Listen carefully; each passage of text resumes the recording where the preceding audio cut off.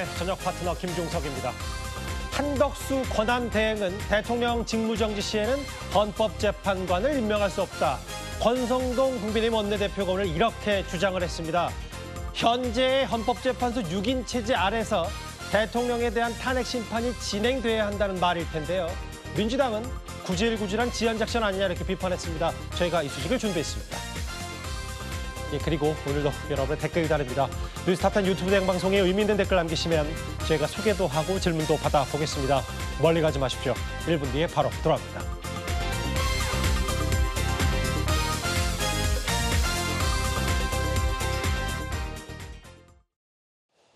오늘도 뉴스탑10 자랑하는 뉴스고수 네 분과 함께합니다.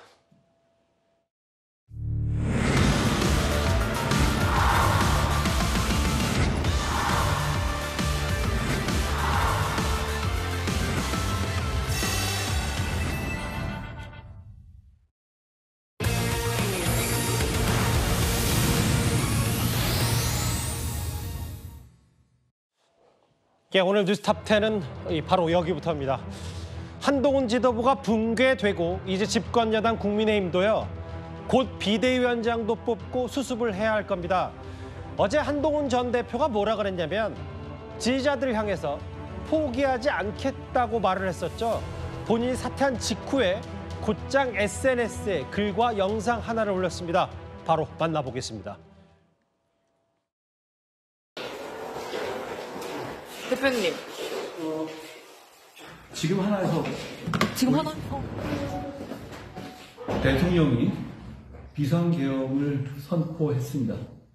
국민과 함께 이 잘못된 계엄 선포를 반드시 막고 다시 한번. 네네. 다시. 네.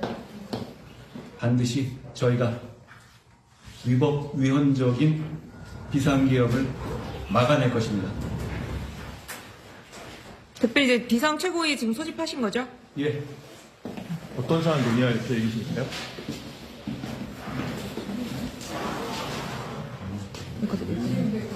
여러분, 우리 국민의힘은 12월 3일 밤 당대표와 의원들이 국민과 함께 제일 먼저 앞장서서 우리 당이 배출한 대통령이 한 불법 계엄을 막아냈습니다. 헌법과 민주주의를 지켰습니다. 저는 그것이 진짜 보수의 정신이라고 생각합니다. 몇몇 언론에는 공개가 되긴 했지만 한동훈 전 대표가 직접 본인 손으로 뒤늦게 올린 영상 하나가 있습니다. 이현정 의원님. 네. 그러니까 이제 본인이 사퇴한 뒤에 한 10시간 뒤에 그날 계엄 선포 직후 한 30분 뒤에 국회로 가기 전에 언론에 내기 위해 여의도 당사 현관에서 찍은 동영상 이걸 공개했습니다. 어떤 의미가 있다고 보세요? 한동훈 대표가 이제 퇴임을 하고 난 다음에 저 동영상 찍은 것을 공개한 것은 본인이 이야기했듯이 포기하지 않겠다는 것을 실질적으로 보여주는 그런 영상이 아닌가 싶습니다. 전날이 정말 긴박했죠. 예. 윤석열 대통령이 당시 10시 22분 정도였나요? 그때 긴급 대국민 담화를 해서 예. 비상계엄을 선포한다는 이야기를 했고 예. 이 이야기를 들은과 동시에 아마 한동훈 대표가 즉각 이 국민의힘 당사로 지금 예. 왔습니다. 가장 중요한 것은 우리 헌법에 보면 국회에서 과반 이상이 결의를 할 경우에 즉각 해제할 수 있다는 거 아니겠습니까? 아마 한동훈 대표도 당시에 만약에 계엄이 해제되지 않으면 중대한 유혈 사태가 발생할 수 있는 가능성도 있다. 이런 어떤 굉장히 아마 걱정을 많이 했던 모양입니다. 그래서 지금 긴급히 국민의힘 당사 지금 1층 로비에 가서 당시에 카메라도 변변한 게 없으니까 기자의 어떤 휴대전화로 이제 저 동영상을 찍어서 예. 바로 SNS에 처음으로 메시지를 올렸죠. 아마 가장 먼저 정치인 중에 대표 중에서는 이제 저 메시지를 올렸습니다.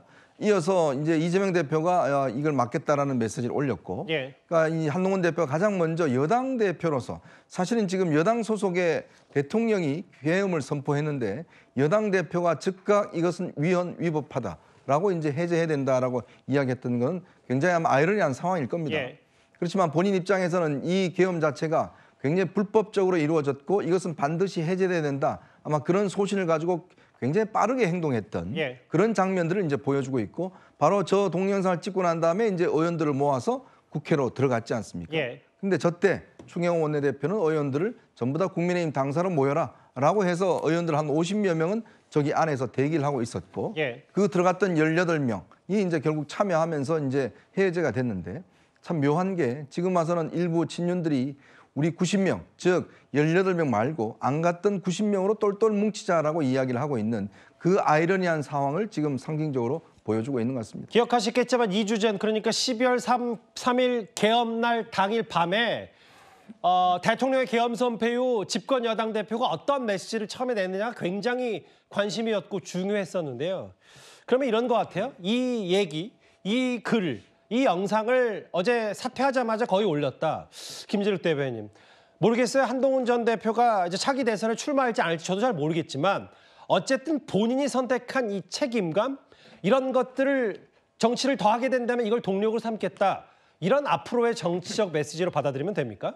그렇게 받아들여야 될 것 같습니다. 어제 그 한동훈 대표가 사퇴 선언을 하고 기자들이 좀 물어봤을 때 이 부분에 대해서 후회하지 않느냐라는 질문이 있었던 것 같아요. 그때 한동훈 대표는 후회하지 않는다라고 명확하게 얘기를 했죠.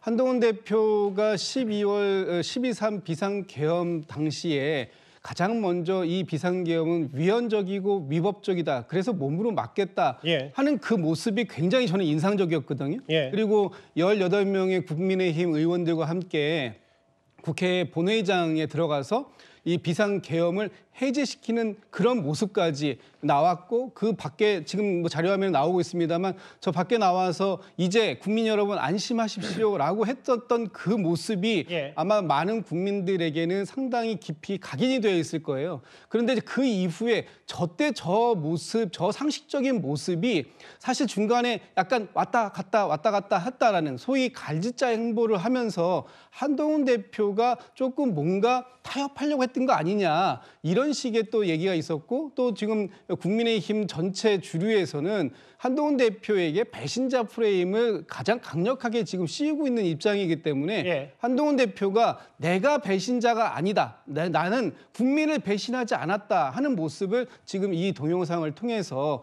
강하게 어필을 하고 있는 것으로 보여지고 앞으로 한동훈 대표가 어떤 정치를 할지 모르겠습니다만 그 정치하는 데에 가장 기본은 역시 국민의 평안이다. 이것을 얘기하고 싶었던 것 같습니다. 그러니까 사퇴 직후에 저렇게 SNS 게시글을 통해서 본인에 대한 정책 메시지 또 하나 본인이 어제 메고 나왔던 이 넥타이 법무부 장관 취임 때 혹은 작년 말 1년 전 비대위원장 수락 당시에도 맸던 넥타이를 했다. 뭐 한동훈 전 대표와 가까운 쪽에서는 이거 또 다른 시작에 대한 의미다. 뭐 이런 해석도 좀 덧붙이던데요. 어찌됐건 본인이 사퇴 첫 메시지가 12월 3일 밤인 이후 그 탄핵 정국에서 한덕수 총리와의 전국 운영 발표 등등 해서 한 전 대표의 실책이 있었다는 평가도 꽤 있지만요. 그럼에도 18명과 함께 계엄 해제 표결을 이끈 것에 대해선 여야 할 것 없이 높은 점수를 줄 만하다는 게 대체적인 시각입니다. 저는 당론으로서 탄핵을 찬성하자는 제안을 드립니다. 지금 이 상황에서 이런 얘기 안 할 수가 없어요. 다 들으십시오. 그래서 저는 윤석열 대통령을 제명 또는 출당시키기 위한 긴급 윤리 소집을 지시했습니다. 그냥 내려오세요, 대표님. 원내대표 선거합시다. 저는 분명히 우리의 생각과 입장을 이제는 정해야 될 때라고 생각합니다. 국민의힘에 탄핵이 안 된다는 분들 입장에서 볼 때는 한동훈이 이제 방패막이가 돼가지고 그 여론의 질타를 다 맞아줬던 거잖아요. 김기현 부대변인님, 그 한동훈 전 대표가 누구 말대로 대표에서 쫓겨난 건지 아니면 믿음이 없어서 신뢰가 없었던 건지 저도 잘 모르겠지만 일단 18명으로 계엄 해제를 이끌었다. 이 부분에 대해서는 그걸 마치 당시에 그러지 않았다면 지금 국민의힘이 어떤 상황에 처했을지는 상상하기조차 힘들다. 이런 시각들이 꽤 많거든요. 맞습니다. 한동훈 대표가 12월 3일 날 보여줬던 그 결단, 정치적 결단 그리고 국민과 함께 문제가 있는 이 계엄에 대해서 막아내겠다. 이 부분에 대해서는 국민의힘 당원들과 지지자들 그리고 국회의원들 모두가 이 부분에서는 높이 평가를 해야 된다고 봅니다. 그런 만큼 한동훈 대표도 본인은 당을 떠났지만 이 부분을 다시 상기시키면서 본인의 정치적 자산으로 좀 평가받기 위한 어떤 수순을 보고 있는데요. 저는 한동훈 대표가 이 계엄에 대한 얘기는 분명히 확실히 잘했다고 봅니다. 이거는 시간에 어떻게 보면 여유 있게 할 수 있는 상황은 아니기 때문에 계엄 해제권이요. 그렇습니다. 그거는 굉장히 다급한 상황이고 어떤 소위 말해서 가르마를 빨리 타고 그거를 실제로 행동으로 옮기는 게 되게 중요합니다. 근데 문제는 계엄 이후에 이 어지러운 전국을 해결하는 방식에 있어서 탄핵이냐 아니냐의 여러 가지 갈래길 속에서 그 탄핵이다라는 걸 본인의 생각을 당내 의원들과 같이 하는 어떤 뭐랄까요? 소통이요? 소통과 그다음에 접점에 그런 아쉬움이 있다고 볼 수 있거든요. 결국 우리가 그런 얘기가 있습니다. 그 정치라는 게 민주주의가 가장 어려운 이유는 효율보다는 어떤 상대를 이해시키고 나의 생각과 그들의 생각을 좁히는 그런 과정은 물리적인 시간이 좀 어쩔 수 없이 필요한 부분이 있거든요. 저는 한동훈 대표에게 지금 필요한 거는 그런 얘기가 있습니다. 치타에게 가장 강력한 무기는 속도보다는 기다림이라는 얘기가 있습니다. 이런 관점에서 볼 때 지금의 어떤 그 본인의 어떤 생각과 그런 부분이 맞다고 손치더라도 그걸 같이 하는 그런 과정에 있어서 아쉬움이 남거든요. 근데 한동훈 대표는 제가 볼 때도 우리 국민의힘의 굉장히 중요한 자산입니다. 지금의 이 떠남이 그냥 끝이 아니라 저는 새로운 시작이고 어떤 본인의 어떤 기다림 속에서 그런 것들 하나하나 복귀하면서 쌓았으면 좋겠습니다. 그 대표직에서 물러난 이후에 첫 번째 게시글이 12월 3일 계엄의 밤 그날 여러 가지 설명들이었다면 그 비슷한 시각에 이현종 의원님, 한 전 대표가 측근들로 가까운 사람들을 불리는 뭐 배현진, 김상욱, 김예지, 조경태 의원 등등과 함께 저녁 식사를 함께 했는데 모르겠어요. 여기서 뭐 향후 계획 같은 게 좀 나온 얘기가 있나요? 그래서 뭐 이 자리는 그냥 향후 계획보다는 뭐 위로와 어떤 뭐 단합의 자리 뭐 그 정도 어떤 상황이었던 것 같습니다. 예전에 이제 많이 모일 때는 한 20명 정도 모였는데 아마 뭐 장동혁, 진종호 이 두 사람은 이제 최고위원이었는데 사실 사퇴에 앞장섰기 때문에 빠지고 나머지 분들이 이제 아마 쭉 모여서 아마 전역을 한 것 같습니다. 그러고 보니까 그렇네요. 네, 뭐 이제 지금에서야 이제 어떤 본인의 좀 아타가 좀 구별되는 그런 상황인 것 같습니다. 어쨌건 이 대표직에 이제 내려놓은 상황에서 어쨌건 본인과 함께 할 수 있는, 즉 뜻을 함께 할 수 있는 그런 사람들로만 이제 아마 모여서 다음을 이제 도모하는 뭐 그런 자리가 될 텐데 가장 아마 한동훈 대표에게 소중한 자산은 사람도 뭐 중요하겠지만 일단 정치인은 중요한 게 명분이거든요. 명분이 없으면 사실은 다시 복귀하기 어렵습니다. 즉 본인이 어떠한 정책 결단과 정책 성과를 낳는가 이 부분에 대한 것일 텐데 아마 우리가 좀 전에 이야기했던 바로 이 계엄을 막았다는 부분들 뭐 이런 부분들이 아마 한동훈 대표에게는 계속 가져갈 수 있는 그런 명분이 될 것이고 국민의힘 현재 남아있는 중진들에게는 계엄을 막지 못했다는 부분들 함께하지 못했다는 부분들이 굉장히 큰 패착이 될 겁니다. 명분. 이현종 의원님 말씀하셔서 그러고 보니까 여기 10명 중에는 과거에 항상 함께 했었던 뭐 장동혁 전 최고위원이라든지 진종호 의원 등등은 이 자리에 안 했고 뭐 배현진, 김상욱, 조경태 의원 등등. 특히 조경태 의원이 지금 선봉에 서서 지금 남아있는 친윤계 의원들을 많이 비판하고 있거든요. 한동훈 전 대표는 이번 계엄 사태로 마음 아픈 지지자들을 생각하면 고통스럽지만 탄핵에 찬성한 걸 후회하지 않는다고 말했었습니다. 한동훈 전 대표가 말 그대로 쫓겨났다. 오늘부터 친한계에서는 친윤계를 향해서 이런 표현까지 썼습니다. 한 대표 본인이 사퇴 기자회견에서도 말씀하지 않았습니까? 어느 젊은 기자 한 분이 제가 당대표에서 쫓겨나는 이유가 된 이번 탄핵 찬성을 후회하느냐고 물었습니다.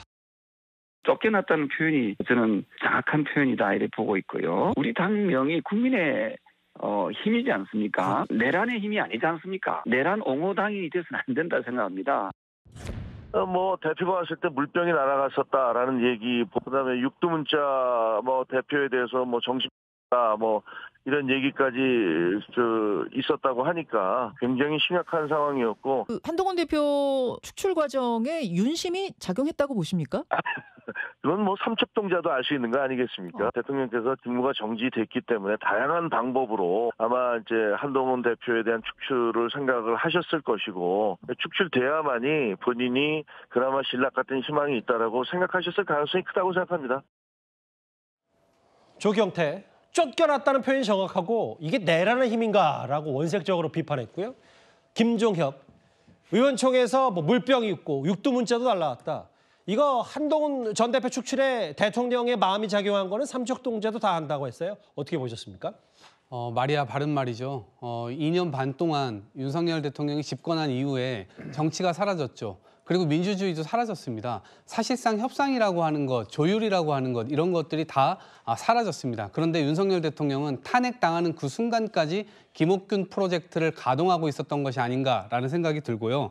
어찌됐건 이번 계엄령을 통해서 전 국민을 적으로 돌렸고 민주주의를 적으로 돌려버렸습니다. 그렇기 때문에 국민의힘의 이 태도와 자세는 결국 그러한 일을 거행했던 대통령을 등지고 결국 국민들을 선택했어야 함에도 불구하고 그런 선택을 했던 한동훈 대표를 내쫓는 것으로 지금 기결되고 있는 것이죠. 그러니까 국민의힘의 상황을 보게 되면 애민이 없다. 국민을 사랑하는 마음 자체가 없다. 도대체 이러한 순간에도 통치행위라는 등 뭐 마치 무슨 고도의 통치행위에서 그것이 정당성이 있는 것이냐 그런 항변을 하는 국회의원들이 많단 말입니다.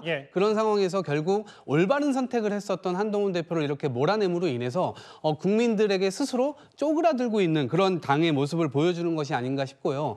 그런 상황에서 보면 과연 지금의 정치, 국민의힘이 지금 집권하고 있는 이러한 정치의 모습을 국민들께서 계속해서 용인할 수 있겠는가? 저는 대통령에게 갔던 증오와 여러 가지 이제 이 비판 이런 것들이 결국엔 국민의 힘을 향하게 되지 않을까 그런 우려를 해봅니다.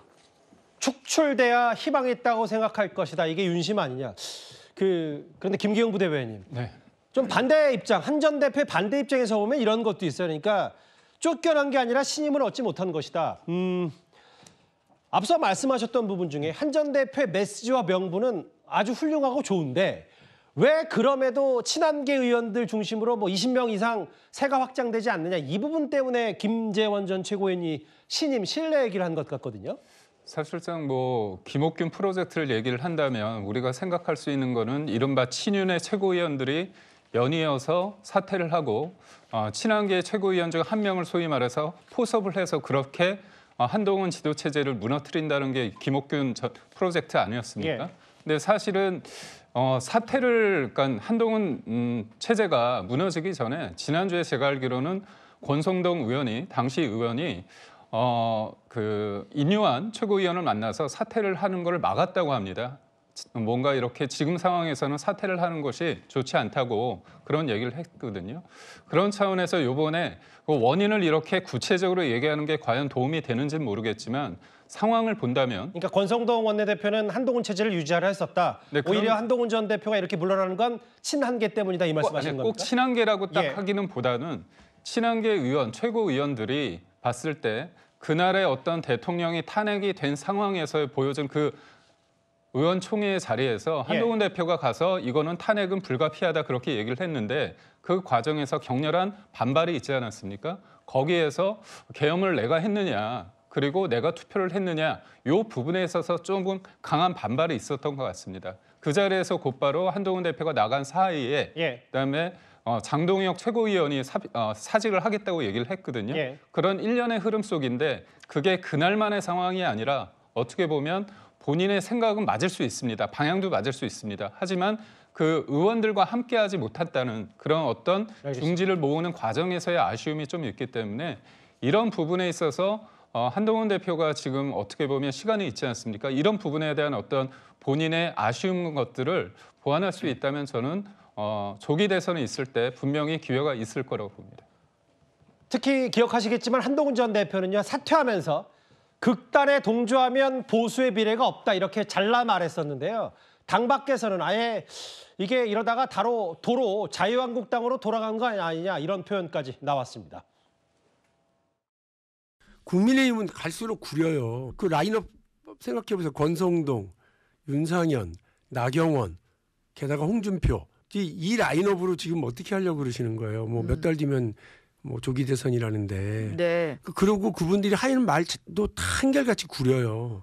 국정을 어떻게 수습해 나갈지에 대한 네. 것보다는 예. 눈 뜨면 이재명, 뭐 입만 열면 이재명 이렇게 하고 있는 거 뭐 보수의 유권자, 보수의 지지자들도 참 꼴보기 싫다고 하실 것 같아요. 제 눈에는 지금 국민의힘이 2017년, 2018년 자유한국당 정도로 지금 퇴행했다고 봐요. 그리 돌아갔다고 봐요. 그리고 유튜버들이나 태극기 부대가 그때 그 정신적으로 지배하는 그 영향을 받는 그 당으로 돌아갔다고 저는 봐요. 한 평론가는 이제 강경 보수의 영향으로 자유한국당 정도로 퇴행했다고 했고, 김진욱 대변인, 물론 뭐 박용진 전 의원이 오늘 저희 라디오쇼 정식 시절 유튜브에 출연해서 뭐 여러 원색적인 비난을 했는데, 뭐 구리다, 그리고 이 라인업 갖고 어떻게 대선을 치르겠냐, 상대당으로서도 그렇게 보세요? 지금 보여지는 모습이 그렇지 않습니까? 이번 12.3 비상계엄이 잘못됐다라고 그 국민의힘에 있는 많은 그 분들이 얘기를 합니다. 예. 그럼에도 불구하고 그 잘못에 대해서 탄핵을 하자고 얘기하니까 그건 또 안 된다고 얘기합니다. 이런 모습들을 과연 국민들께서는 어떻게 보고 있을 것이냐. 대통령께서 담화를 발표하시는데 그 담화문에 상당히 많은 구절들이 소위 이 지금 전광훈 목사가 주축이 되는 자유통일당의 주장하고 매우 흡사하다. 이런 기사 보도들도 자주 나오고 있습니다. 그렇다면 지금의 윤석열 대통령이 주장하는 이 부정선거 그 의혹이라든지 이런 부분들에 대해서 과연 국민의힘이 어떤 목소리를 내고 있는가, 사실상 다 동조하고 있는 거 아니냐, 이렇게 보여지는 거죠. 그렇기 때문에 지금 2016년에 박근혜 전 대통령의 탄핵을 맞이하고 난 이후에 자유한국당과 도대체 뭐가 달라진 거냐. 지금 대통령을 맹목적으로 감싸기 하고 대통령을 구하려고 하는 이런 모습이 과연 국민들을 안중에는 두고 있느냐, 이런 비판을 받을 수밖에 없고요. 여전히 이 탄핵을 통해서 탄핵을 당했지만 그럼에도 불구하고 이 국민보다는 기득권을 지키기 위해 더 그 목숨을 거는 듯한 이런 모습들, 이런 것들이 과연 국민 눈높이를 주장했던 한동훈 대표하고는 너무나 차별적이고, 그래서 그때도 2016년 이후에 2020년에 바른미래당이나 이런 외연을 확장해 보려고 했던 당들이 다시 합당되면서 지금의 국민의힘이 되었는데, 이제 그 안에서 외연을 확장해 보려고 했던 사람들의 목소리가 다시 탄압받고 그분들은 바깥으로 축출당하는 이런 상황이 다시 자유한국당 시절에 그 모습으로 회귀하고 있는 거 아니냐, 이런 그 비판을 받을 수밖에 없는 대목이 있다고 보입니다. 이제 물론 뭐 박용진 전 의원이 세게 얘기하다 보니까 뭐 구리다는 표현까지 썼지만, 굳이 제가 뭐 그것까지 인용하지 않겠지만, 뭐 실제로 일부 친윤 의원들이 지금 국민의힘 내부에서 탄핵에 찬성한 의원들을 향해서 뭐 썼다 지웠지만 뭐 쥐새끼네 혹은 부역자, 이런 거친 표현들을 계속 내부에서 쓰고 있잖아요. 수치 하나가 나왔습니다. 이현정 의원님. 네. 사실 한동훈 전 대표가 일단 사퇴했고, 뭐 근데 그 전부터 대통령이 계엄 선포한 다음 날부터 대략적으로 쭉 흐름을 보면 7천여 명 정도가 당을 떠났는데, 근데 보니까 책임당원이 6천 명이 된다. 이게 어느 정도 의미라고 저희가 받아들이면 됩니까? 책임당원 6천 명이면 꽤 많은 숫자가 지금 탈당한 걸로 보입니다. 이 정도면 이제 예를 들어서 무슨 경선이나 할 때 중요하게 좀 어떤 나눌 수 있는 부분인데, 사실은 이제 지난 우리가 계엄 사태를 쭉 보면 우원식 국회의장이 그 담을 넘는 사진 한 장으로 인해서 정말 최고의 인기를 지금 누리고 있지 않습니까? 그러니까 정치라는 게 어떤 국민들이 어떤 순간에 정치인들이 어떤 결단을 내리고 어떤 모습으로 비춰지냐에 따라서 정말 국민들의 어떤 지지 성향이 확 달라지는 거거든요. 그러니까 그날 상황만 보시면 알겠지만, 우리가 그동안 이야기했던 한동훈 대표가 18명 끌고 들어가는 모습, 또 우원식 국회의장이 담을 넘어가는 모습, 이재명 대표도 담을 넘어가는 모습들, 뭐 이런 것들이 어떤 이미지가 국민들의 어떤 마음속에 투영이 되는데, 그렇다면 제가 만약 국민의힘 당원이라고 그러면 지금 현재 남아있는 국민의힘 당원들이 어떤 자부심을 가질까요? 자, 그냥 당사에 앉아서 뭐가 어떻게 진행되는지 모르고 있는 사람들, 그다음에 원내대표실에 앉아서 그 안에서 상당히 난리가 났는데 원내대표실에서 조용히 앉아있던 추경호 원내대표, 자, 그리고 이제는 탄핵 찬성한 의원들을 아까 우리 앵커가 이야기했지만 참 제가 입으로 말하기 어려운 그런 심한 욕으로 비난하는 것들, 그다음에 뭐 레밍이다 어쩌다 하는 것들, 자, 이런 당의 당원이라고 우리가 나가서 떳떳하게 이야기를 할 수 있을까요? 그러니까 그런 당원의 어떤 자존감을 지금 떨어뜨리는 행태들이 벌이고 있으니까 매일같이 이렇게 당원들이 탈당하는 거 아니겠습니까? 저는 그런 면에서 보면 결국 당이라는 게 당원의 어떤 지지를 먹고 사는데 거기에 소속된 국회의원은 여기 광화문에 열렸던 자유통일당 정광 목사 집회를 보고 이게 민심이다라는 사진을 갖다가 페이스북에 올린다든지 뭐 이런 식으로 행동을 해버리면 이 당원들의 입장에서는 이 당에 남아있기가 힘든 상황이겠죠. 저런 것들을 아마 반영하고 있는 것이 아닌가 싶습니다. 여기 한번 다시 볼게요. 지역별로도 보니까 저희 자막으로 보다시피 영남 지역에서 2,000명 탈당했다. 뭐 저희가 지역별로 굳이 나눈다는 얘기가 아니라요. 김기흥 부대변인님. 이게 그래도 보수의 텃밭, 본산이라고 할 수 있는 대구 경북 지역도 탈당이 많다. 앞서 지나갔던 화면을 다시 한번 부탁드릴게요. 뭐 박용진, 박상민 두 원외 사람이 얘기했던 것처럼 이런 탈당 러시가 예를 들면 앞으로도 이어진다면 뭐 대중정당, 뭐 수권정당의 모습, 외연확장은 뭐 정말 먼 얘기 아니냐는 비판에 대해서 어떻게 받아들이세요? 그러니까 제가 볼 때 이제 비대위가 꾸려지면 가장 급선무가 제가 볼 때는요. 계엄에 대해서 우리 당이 가지는 입장에 대해서 좀 더 명시적으로 얘기를 해야 될 것 같습니다. 그 문제를 푸는 데 있어서 탄핵에 찬반이 이루어진 부분이 있습니다. 12분은 찬성을 하셨고 나머지 분들은 기권이나 반대를 했는데 저는 무엇보다도 이 부분에 있어서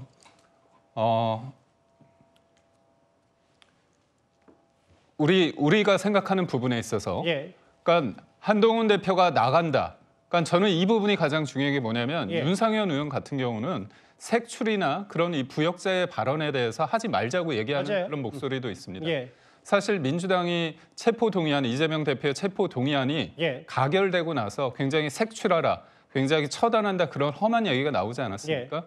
그런 거는 본받지 말아야 됩니다. 그런 부분이 있기 때문에 제가 우리 국민의힘 살림이 좋은 건 아니지 않습니까? 뭐 별게 없는데 뭐 좋다고 이렇게 하는지 모르겠고 무엇보다도 엄중한 시기에 있어서 이게 우리가 어떻게 돼야 되는지 비대위 구성을 통해서 우리의 분명한 입장을 하고 계엄에 대한 입장과 그리고 탄핵의 찬반에 그런 넘어서 실질적으로 통합적으로 할 수 있는 어떤 리더십을 세우는 그런 어떤 비대위원장을 만드는 그런 계기가 됐으면 좋겠습니다. 뭐 누군가가 봤을 땐 이 정도 탈당은 항상 있어왔다는 시각도 있을 테고 반대로 이 계엄 사태 이후에 당심도 뭔가 당에서 떠나가는 듯한 문제의식을 심하게 느끼는 분들도 다 시각마다 다를 테지만 어쨌든 이런 걸 수습하려면 곧 비대위 체제가 들어서야 되고 새 비상대책위원장이 누가 해야 되나 이런 것도 관건입니다.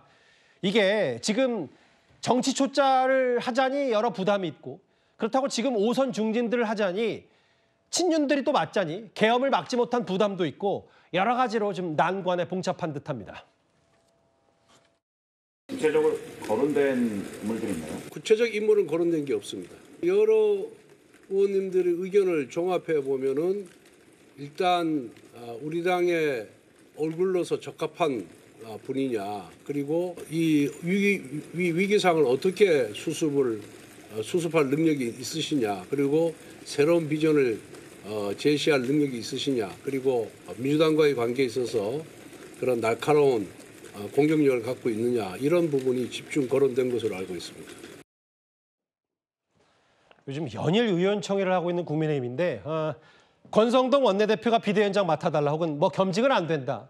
뭐 이런저런 얘기가 있어서 후보군들이 좀 많이 좁혀진 것 같아요. 오늘 보니까. 다음 화면을 볼까요?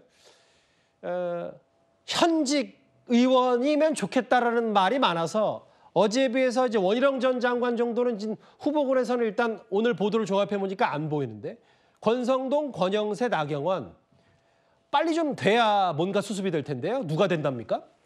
글쎄요.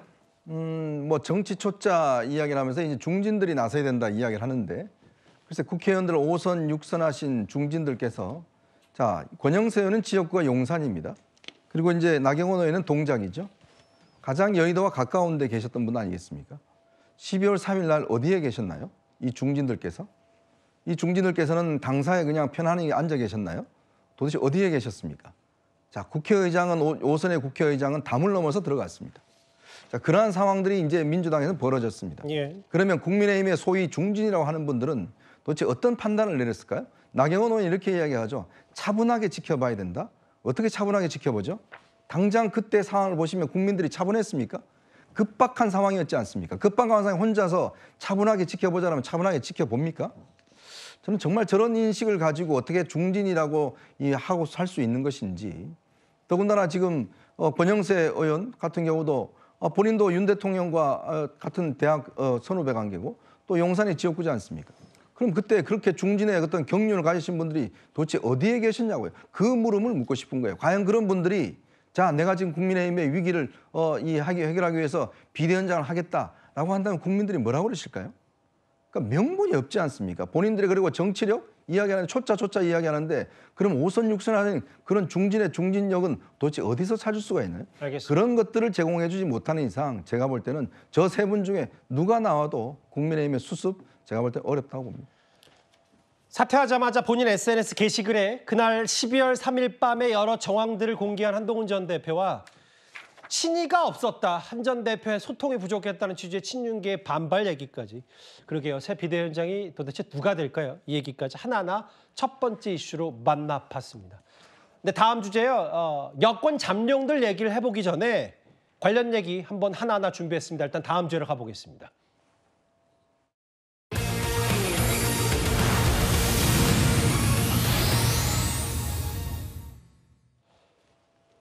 오세훈 시장, 홍준표 시장의 모습이 보이고요. 오세훈은 되고 한동훈은 왜 안 되냐. 이 얘기 저희가 준비했는데 일단 이재명 대표의 대항마가 나다. 이런저런 목소리도 있어서 저희가 7위로 준비했는데 조금 전에 들은 속보부터 먼저 만나봐야 될 것 같아요.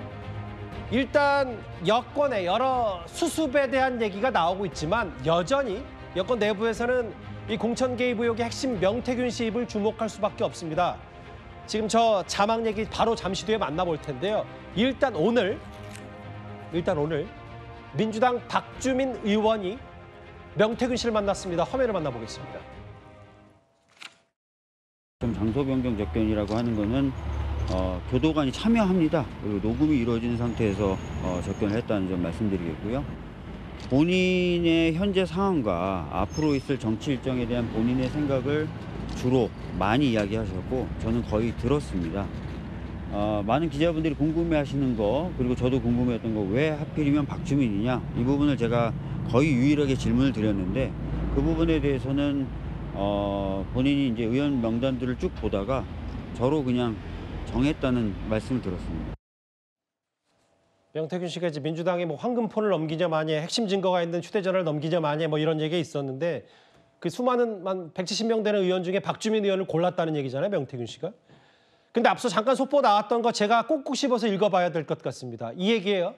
조금 전 검찰이 그러니까 공천 개입 의혹을 수사하는 검찰이 정치자금법 위반 혐의로 건진법사를 체포했습니다. 건진법사. 전모 씨의 자택을 강제 수사하고 압수수색을 한 검찰인데요. 이 건진법사는 2018년 지방선거 당시에 불법 정치자금 수수 의혹을 받고 있습니다.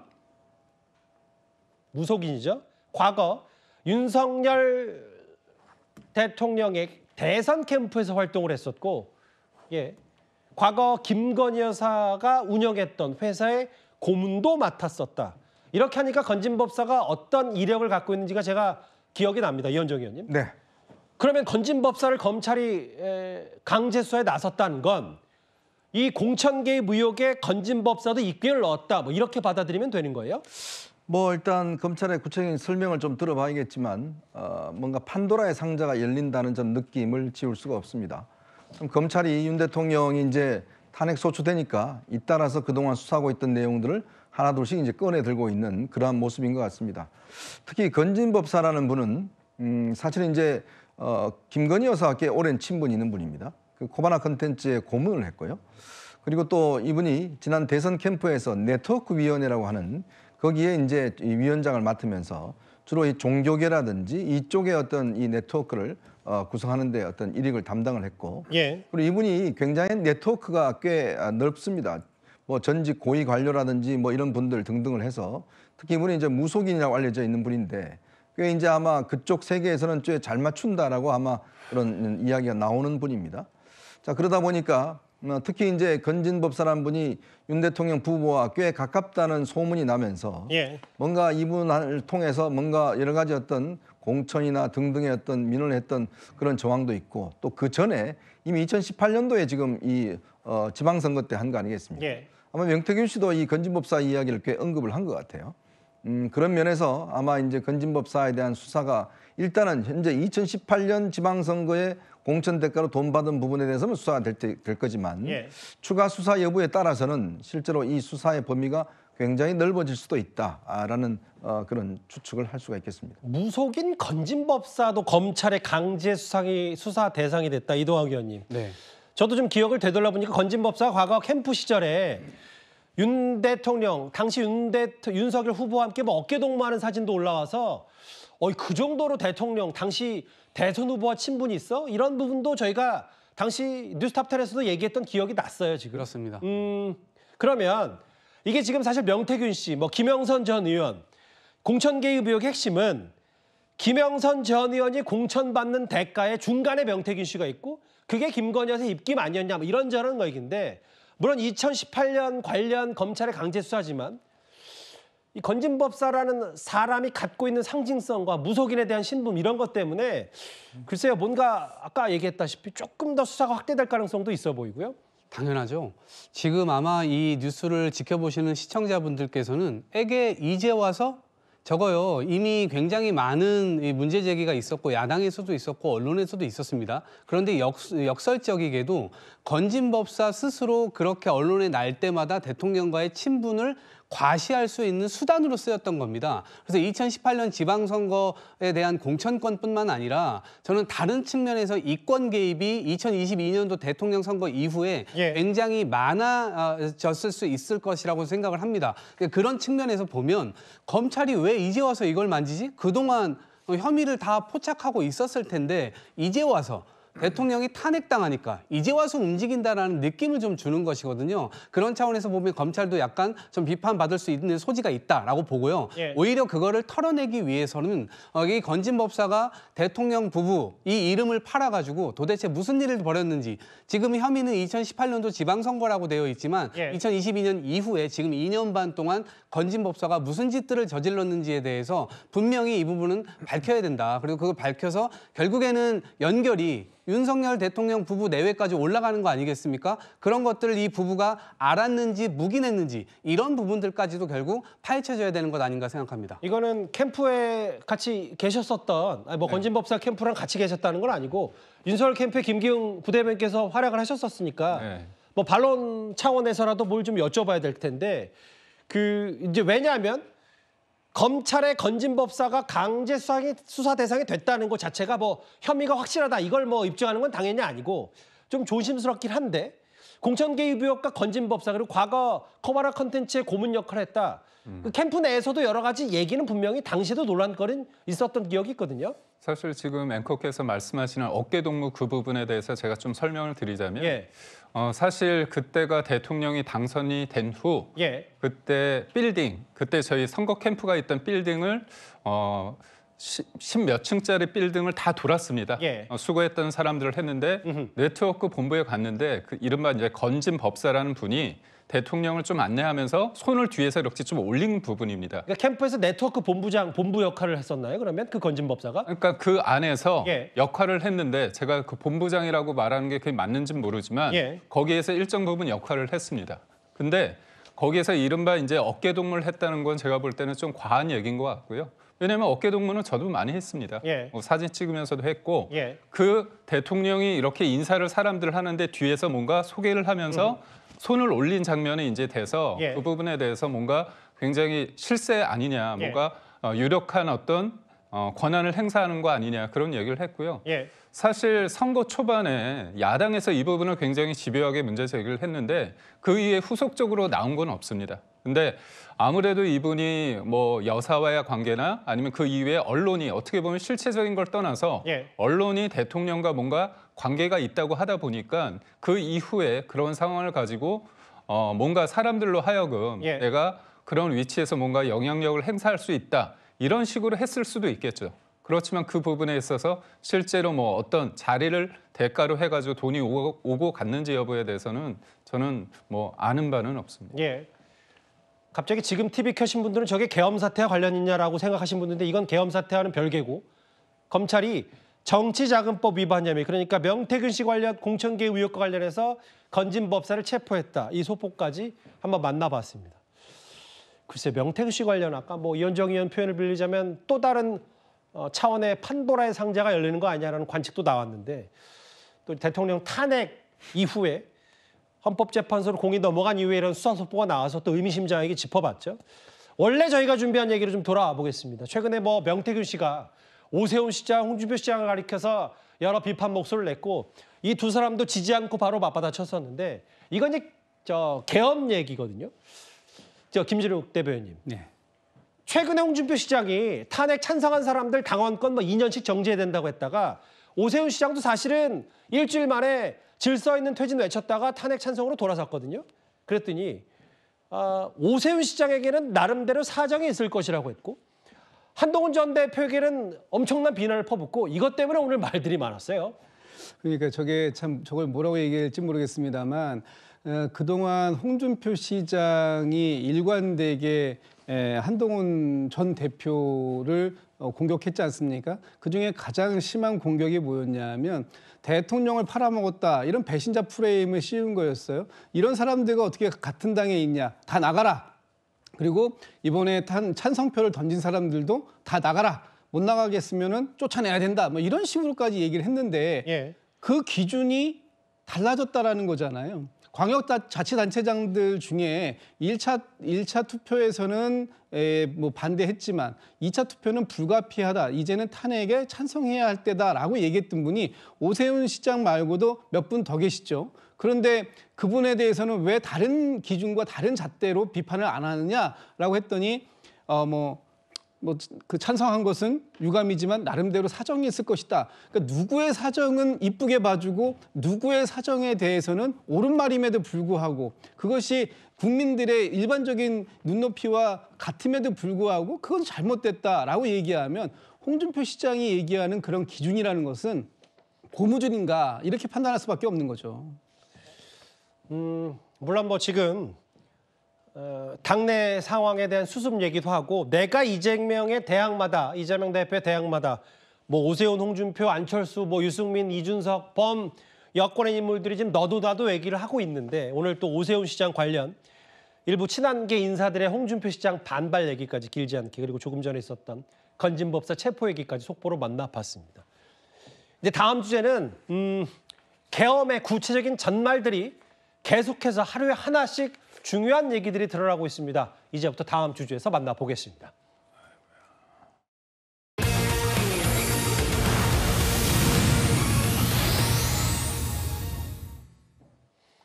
저는 사실 오늘 제일 눈에 띄었던 뉴스가 바로 이거였습니다. 패스트푸드점에서 계엄을 모의했냐 2위부터 만나볼게요.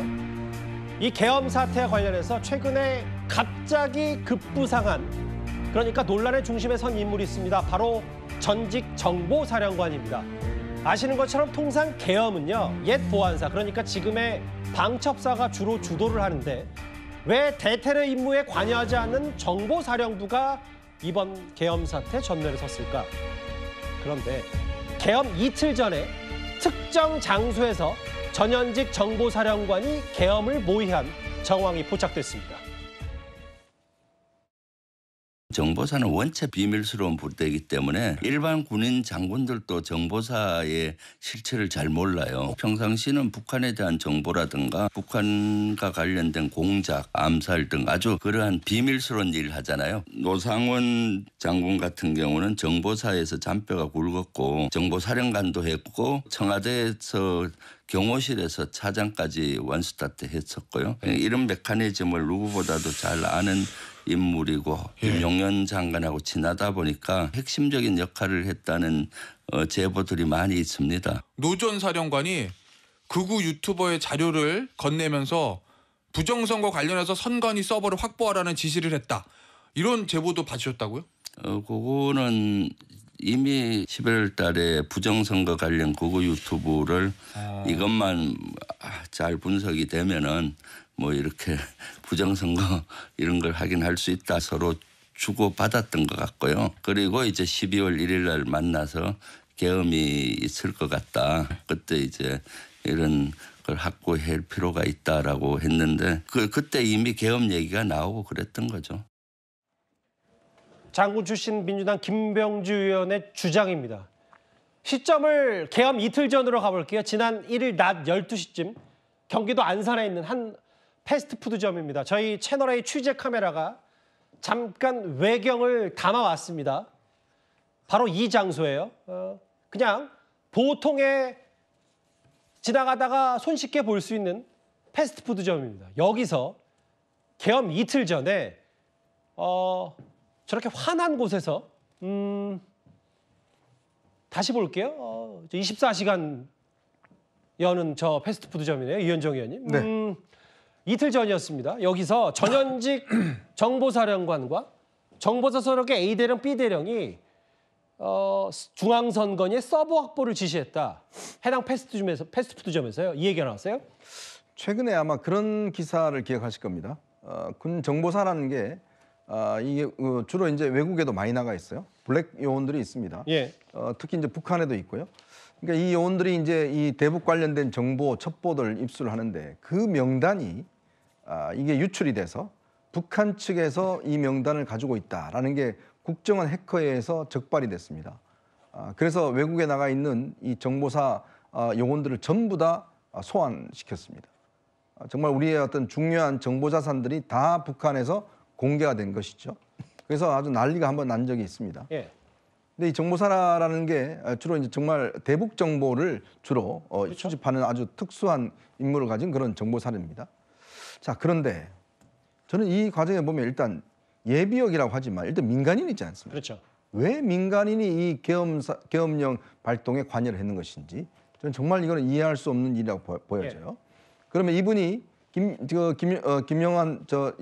김영현 국방부 장관하고 꽤 친분이 크다고 그럽니다. 당시 계엄령 사태 때도 이 두 사람이서 통화를 했다는 그런 어떤 언론 보도도 있었습니다. 어떻게 해야 될지 항상 상의한다는 상황인데, 즉 보면 이 사람들이 공통적인 생각은 그건 부정선거에 대한 아마 공통적인 인식들이 가지고 있는 것 같아요.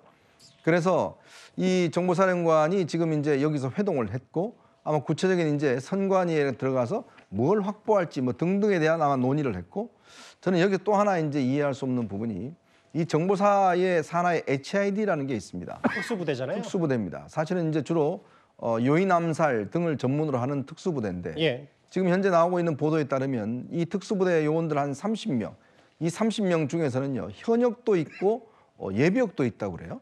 이 사람들이 과천 쪽에 대기하고 있었다라는 그런 보도가 있었습니다.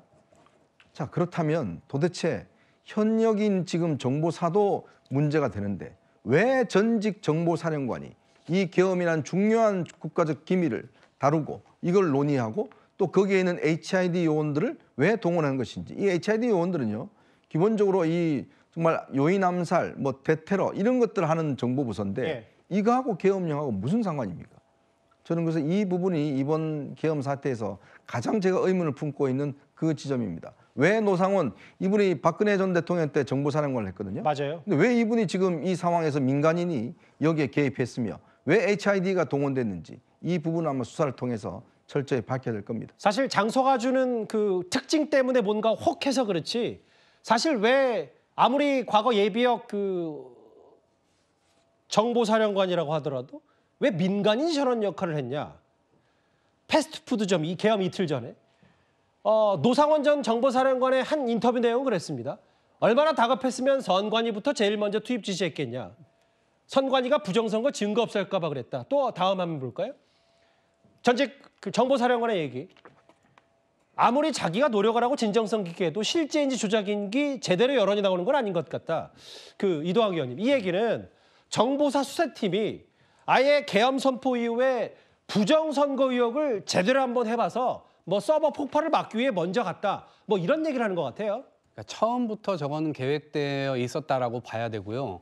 대통령이 그런 말을 했죠. 2시간짜리 세상에 그런 내란이 2시간짜리 내란이 있습니까? 그런데 저거는 2시간 동안 국회의해서 그것이 제한됐던 것이지 사실은 그것이 국회 권능에 의해서 제한되지 못했었다라고 한다면 저거는 쭉 갈 수밖에 없었던 사안이에요. 결국 선관위의 서버부터 시작해서 이 많은 것들이 저들의 어떤 이 공작에 의해서 다 이제 다 까발려졌겠죠. 근데 물론 까발려질 건 별로 없습니다. 왜냐하면 전산 조작이라고 하는 거 저것은 아무리 봐도 이 제3자의 시각으로 봐도 제4자의 시각으로 봐도 저것은 온당하지가 않거든요. 그리고 실제로 무슨 의혹이 있는 것처럼 만들어내려고 했었을 수는 있었겠습니다. 그럼에도 불구하고 저 노상원 정보사령관 역시 저는 대통령과 김용현 국방부 장관과 함께 뭔가 극우적인 유튜브를 함께 보는 모임의 일원이 아니었을까 생각될 정도로 저런 사람이 어떻게 이 대한민국 국군의 정보사령관까지 했었는지에 대해서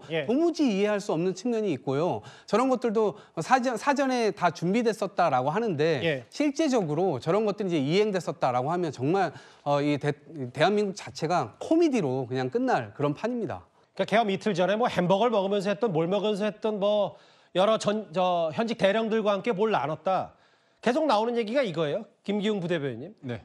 뭐 육사 3년 후배더라고요. 김용현 전 장관의. 계엄 사전 논의 정황 있다. 그리고 특히 김용현 전 장관이 국방부 장관에 부임하자마자 뭔가 정보사에 대한 인사권을 다시 한번 조직화시켰다는 뭐 의혹도 있는데 아니 근데 전직 작전사령관 예비역이 포고령 초안에도 관여했다면 이건 큰 문제가 아닌지 모르겠어요? 사실상 군이 대통령의 어떤 헌법에 기초해서 계엄을 선포할 수 있습니다. 그거에 대해서 뭐 여러 가지 법적 근거나 그런 요건이 맞느냐에 대한 논란은 있을 수 있는데요. 문제는 이 계엄군이 뭔가 어떤 실질적인 액션을 할 때 과연 민간인이 거기 들어갈 수 있는지는 이건 누가 봐도 명백하게 문제가 있는 거 아닙니까? 결국은 김용현 전 장관 입장에서는 믿을 수 있는 사람, 군의 정식적인 어떤 지휘 체계에서 계통에 있는 사람이 아니라 내가 실질적으로 신뢰할 수 있는 사람이 현직에 없다 보니까 무엇보다도 전직 어떤 민간인 신분의 어떤 사람을 쓴 것 같습니다.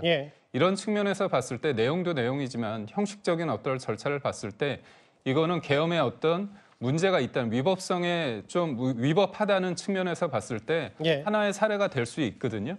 그런 측면에서 있어서는 이번 계엄이 있어서 어떤 의도, 선의, 뭐 어떤 불가피성 그런 걸 얘기할 수는 있지만 실질적인 과정에 있어서의 어떤 위법적인 상황은 이걸 통해서 우리가 문제를 알 수 있다고 볼 수 있습니다. 계엄사령관, 뭐 국방장관 혹은 경찰청장보다 지금 가장 논란의 인물이 바로 노상원 전 정보사령관이에요.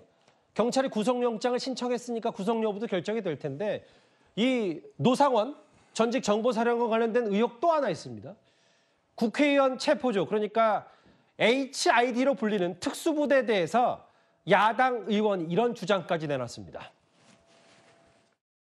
자, HID 역할이 여기서 우리 민주당에서 체포 뭐 이런 얘기 하는데 그건 아닌 거예요.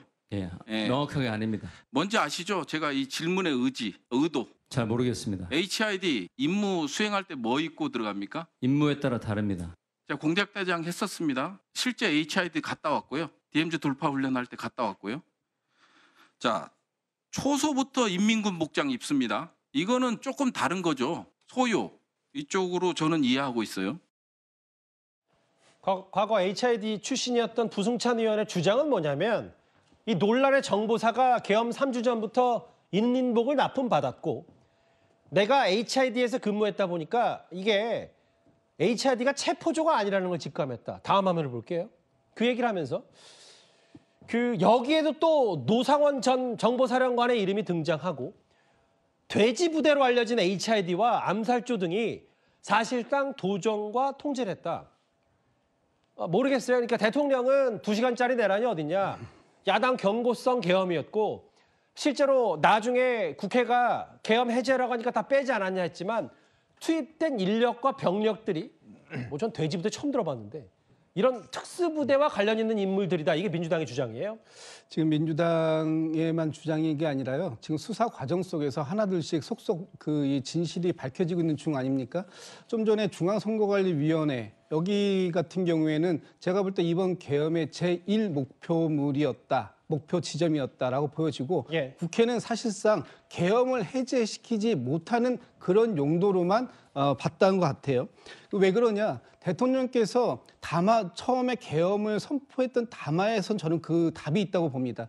그때 뭐라고 말씀하시냐면 반국가 세력을 일거에 척결하겠다라는 단어를 쓰시더라고요. 그래서 저게 무슨 말인가 했더니 이것은 부정선거로 당선된 민주당의 국회의원들을 다 이 부정선거 혐의로 엮을 수만 있다면 완전히 계엄을 완벽히 굳힐 수 있는 그런 상황이었다라는 것을 확인하는 것이고 그 단초는 중앙선거관리위원회에 있는 서버에 있었다라는 것이기 때문에 정보사를 동원해서 저기를 일단 확보하는 것이고요. 또 하나는 이 지금 그 HID 얘기 나오지 않습니까? 이거는 저는 브래드 셔먼 그 사원 의원의 인터뷰에서 약간의 단서가 있을 수 있다라고 봅니다. 셔먼 의원이 우리나라의 그 모 언론과 인터뷰를 하면서 이렇게 얘기했습니다. 북한에 의한 공격도 문제지만 우리 남한 내에서 우리 군에 의한 남한 내의 소요도 그건 더 크게 문제가 될 것이고 우리가 다 지켜보고 있고 만약에 그런 일이 있었다면 그거는 우리가 다 얘기하려고 했다라는 얘기를 하십니다. 이 얘기가 뭔겠습니까? HID는 원래 그 전쟁이나 이런 유사시에 적진 깊숙이 들어가서 북한 내에서 소요나 동요를 만들어내는 것이 목적인데 지금 그 행위를 우리나라 안에서 하려고 했었던 거 아니냐? 이런 부분들을 강하게 의심할 수밖에 없는 상황이 지금 전개되고 있었고 그런 상황들을 민주당의 부승찬 의원이 지적한 것이다. 저는 그렇게 보고 있습니다. 그러니까 여기 보면 아까 왜 전직 정보사령관이 왜 이렇게 선봉에 섰지? 편지 없던 조직을 꾸렸고 이게 일부 언론 보도에 따르면 김용현 전 장관이 주도했던 이른바 비선정보사 수사팀 아니냐라고 하는데 이 부분도 분명히 수사팀에서 좀 지금 수사당국에서 들여다봐야 될 것 같아요. 그럼 결론적으로 봤을 때 이게 정보사든 방첩사든 부정선거기 의혹이 있으니까 계엄 선포해서 선관위 한번 가보자 들여다봐야 된다 이런 게 지금 대통령과 김용현 전 국방장관의 생각일 텐데요. 이런 수뇌부의 생각과는 정반대로 실제로 선관위를 찾았던 방첩사 군인들은 이런 생각을 갖고 있었습니다. 1처장의 지시, 중앙선관위 관련된 지시를 받고서 신문에도 나오고 오늘 얘기도 있었지만 우리 실장 포함해서 법무관이 몇 명입니까? 7명입니다. 반대했죠? 네.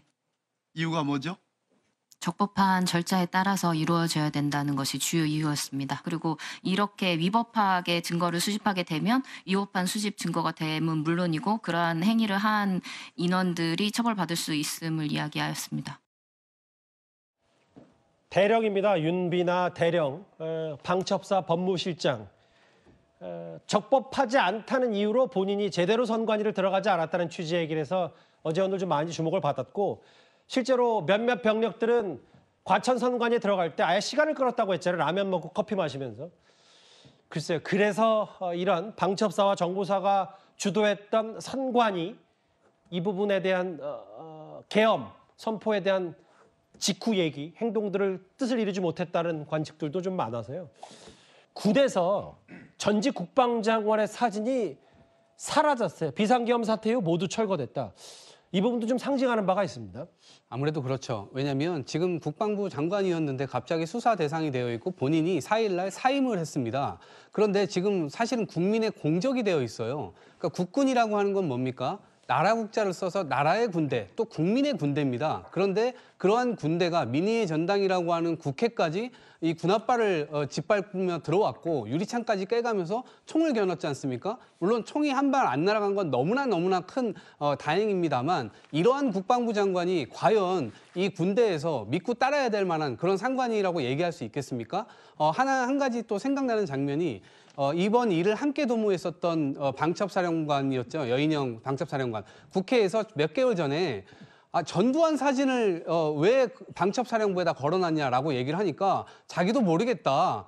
그리고 국방부에서 일정한 지침이 내려오면 자기도 그거를 뭐 그 지침대로 하겠다라고 얘기를 했는데 그때 정말 깜짝 놀랐어요. 이미 벌써 한 40년도 훨씬 넘은 그때 이미 계엄군으로 사실상 국민의 어떤 기본권을 제한해 가면서 이렇게 한 사람인데 그 사람 존경할 군인이 없어가지고 그런 사람의 사진을 여전히 그 국방부 내에다가 걸어두고 있었다라는 게 정말 놀랐는데 이번에는 정말 빠르게 조치가 이루어져서 다행이지만 앞으로는 다시는 이런 군인이 나오지 않도록 정말 철두철미한 수사 이런 것들이 필요하다고 생각합니다. 그 수사 중에는 이제 전직 정보사령관이 이번 계엄 사태에 얼마나 깊숙하게 개입했는지 이 부분도 좀 잘 들여다봐야 될 것 같습니다. 계엄 사태 관련해서 저희가 수사 속보 그리고 집권 여당의 움직임 이런저런들을 살펴봤다면요. 잠깐 시선을 나라 밖으로 돌려볼 필요가 있습니다. 다음 주제입니다.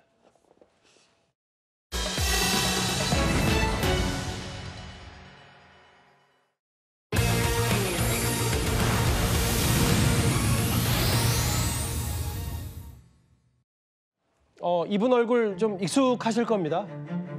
전직 주한미 대사의 일갈.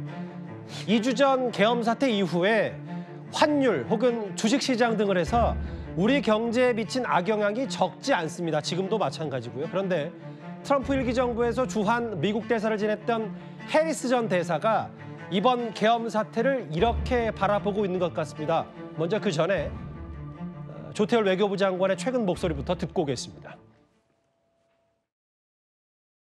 한 9시쯤 집무실로 안내받아 들어가서 앉자마자 비상계엄 선포를 할 생각이다라고 대통령님이 저에게 말씀하시면서 종이 한 장을 주셨습니다. 그 속에는 외교부 장관이 취해야 할 조치에 관해 간략히 몇 가지 지시사항이 있었고요. 외교적 파장뿐만 아니라 대한민국이 지난 70여 년간 쌓아올린 모든 성취를 한꺼번에 무너뜨릴 수도 있을 만큼 심각한 사안이 제고해 주십시오를 거듭 요청드렸습니다.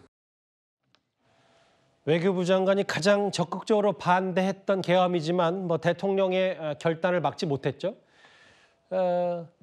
동아일보와의 인터뷰에서 해리스 전 주한 미국 대사가 뭐라고 했냐면요. 윤 대통령의 비상계엄 선포는 실책 혹은 자책골에 해당하고 미국인들이 물론 한미 공조는 단단하다라는 취지를 전제로 두긴 했지만 주한미군 유지에 의문을 품을 수 있다. 이 정도 수위의 비판이면 꽤 거친 혹은 많이 그렇죠. 수위가 높은 것 같아요. 해리스 전 주한미 대사 같은 경우는 이제 태평양 사령관 출신입니다. 예. 군인 출신이죠. 특히 이제 주한미군의 어떤 성격이나 어떤 운용을 누구보다 잘 알고 있는 사람입니다. 예. 근데 이런 해리스 지금 전 대사가 이런 이야기를 했다는 것은 굉장히 심각한 이야기일 겁니다. 특히 한미 이 연합 같은 경우는 우리가 어떤 일이 있을 때 군이 움직일 때 반드시 이제 한미연합사 사령관의 허가를 득해야 됩니다. 예. 그렇지만 이것이 이제 또 급변 사태가 있고 할 때는 항상 미국이 이런 부분들을 제어하고 함께 작전을 짜나가거든요. 아마 대표적인 사태가 연평도 포격 사태가 있었을 때 당시 아마 이명박 대통령이 F-15를 이제 발진을 시켜서 북한군의 원점 타격을 지시를 했습니다. 예. 그때 주한미 사령관이 이걸 반대를 했습니다. 예. 결국 이루어지지 않았죠. 그만큼 우리 군의 움직임이나 이런 것에 대해서 미국이 굉장히 민감한데 사실 이번 같은 경우는 우리 당국이 일체 미국의 사전 언지를 하지 않았다는 건 아니겠습니까? 예. 특히 이제 특수전 사령부라든지 이런 데서 다 군이 움직이고 헬기가 뜨는 상황인데 미군이 이런 상황들을 전혀 사전에 인지하고 있지 못했다라는 것은 이 미국 측 입장에 볼 때는 사실 배신에 가까운 상황이거든요. 예. 그래서 처음에 이 미국의 반응이 굉장히 세게 나왔습니다. 맞아요. 배들리 미스저지라는 그런 어떤 정말 외교적으로는 쓸 수 없는 굉장히 어떤 심한 말이 나왔고 그만큼 이 윤석열 정부에 대한 미국의 신뢰가 거의 땅에 떨어진 거나 마찬가지죠. 그리고 또 주한미군이 지금 2만 8천 명이 지금 주둔하고 있는데 예. 만약에 여기에 있는 가족들, 만약 이런 사람들의 안위 문제, 이것도 미국으로서는 굉장히 중요한 문제입니다. 왜냐하면 비상계엄이 이루어지면 실제로 어떤 교전이 이루어진다든지 문제가 생기면 이들이 과연 그러면 안전을 어떻게 보장하겠습니까? 예. 그러니까 미국이 사전에 이런 것들을 알고 차단하든지 뭔가 대책을 세워야 되는데 이번에 전혀 이거를 인지하지 못했단 말입니다. 그렇기 때문에 아마 미국 측에서는 정말 주한미군의 어떤 존재 이유나 이런 것에 대해서도 정말 의문을 품을 수밖에 없다. 저는 정말 지금도 이해 안 되는 게 예. 윤석열 대통령이 이 워싱턴 선언을 합의했지 않습니까? 즉 미군의 어떤 일본과 함께 처음으로 워싱턴 선언을 합의해서 우리 안보에 대한 기본적 틀을 만들었잖아요. 그런데 어떻게 이렇게 이 미국의 아무런 사전 통보와 어떤 이것도 없이 저렇게 군을 움직여서 비상계엄을 선포했는지 저도 지금 참 이해하기가 어렵습니다. 기억을 돌려보면 사실 윤석열 대통령이 바이든 대통령 앞에서 아메리칸 파이 노래도 부르면서 한미 동맹이 가장 그때가 참 굳건했다라는 평가가 나왔는데 그 친한계의 김종혁 전 최고위원이 어떤 얘기를 오늘 저 해리스 대사 인터뷰 내용과 관련해서 썼냐면요. 저 내용이에요. 최근에 뭐 지난주 토요일도 그렇고 대통령이 탄핵 소추안이 통과되냐 마냐를 결정한 지난 토요일에 광화문에 계엄을 찬성하는 여러 목소리들 좀 나왔고 광화문 집회로 이어졌는데 그 사람들에게 이 얘기를 하는 것 같아요. 해리슨 전 대사의 얘기. 계엄 사태로 미국이 주한미군 유지에 의문을 품을 수 있다. 미국의 성조기 들고 시위할 때 이것도 고민해달라. 이게 단순히 대통령을 감싼다고 해서 계엄을 찬성할 수 있는 문제냐. 주한미군의 의문과도 직결되는 문제다. 관련 얘기는 의미심장해서 저희가 9위로 한번 길지 않게 핵심 내용 짚어봤습니다.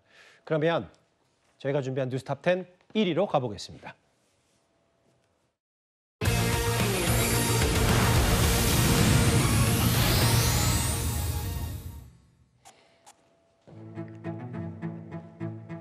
그러면 여당은 6인 체제로 헌법재판소가 진행돼야 된다는 얘기일까요? 한덕수 권한대행이 헌법재판관을 임명할 수 없다. 오늘 여권이 지금의 헌법재판소의 6인 체제 아래서 윤석열 대통령 탄핵 심판이 진행돼야 된다. 목소리를 높였습니다. 직접 한번 들어보겠습니다.